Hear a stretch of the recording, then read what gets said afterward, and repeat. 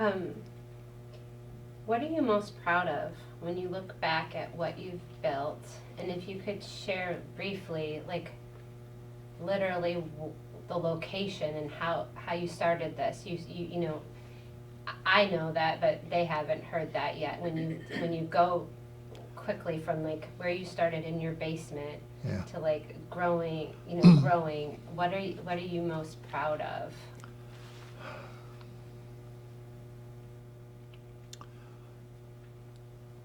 Probably that we chose this spot knowing we could expand, but when you're first starting out, you don't really want to buy 40 acres because you think you might eventually fill 40 acres. That's a real big dream. Um, Picking a spot that can be expanded was important because we really couldn't afford much at the time, and we tried to put more in place than we could actually afford, and we did it barely, just a little bit. So we bought more land than we absolutely had to have, but and built the building just a little bit bigger than we thought we would need. And it was a year to 2 years later we needed to expand on the building, but had the land room to do it. So that was a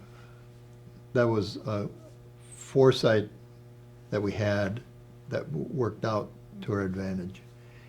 And then we expanded one more time beyond that, and now we're full. If we expand again, we have to add even more parking spaces. And by the codes in the building, in the industrial park here, we're full. We're at 100% maximum. So. What do you like? So the last question. So it's evolved to what it is today. Do you have a thought or a hope for what the future of TG3 is? Or what you'd like to see as far as whether it's growth in product innovation or in developing your people, or what are you thinking about when you think about the future of this company? Growth and product innovation does cause people to grow because they're going to have to adapt to what it is, and perhaps some of them will have some foresight that I don't have. They see something I don't see, and if they can see it and explain it, maybe that's a good thing for us to look forward to. Plus, there's a good team of engineers that, when they're presented with a problem, can come up with 4 or 5 answers, and then we can discuss which one is going to be most likely to work correctly and be done quickly and be done the most economically. And they're able to pick that apart pretty quickly once they have 4 or 5 solutions to the problem. Is there anything else that you feel like you would like to share when it comes to just doing business in this region?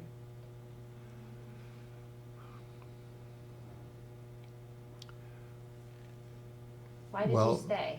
Well, our business is not very regional. I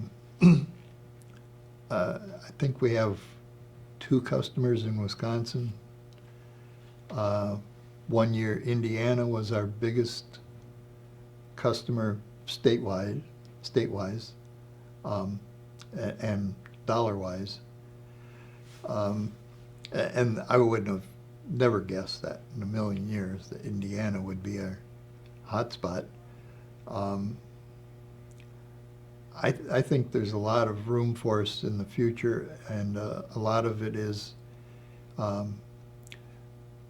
the electronics industry is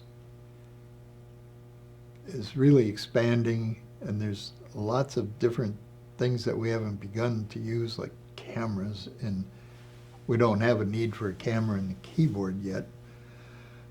But somebody's liable to come up with a reason for it, and we need to be ready to install cameras.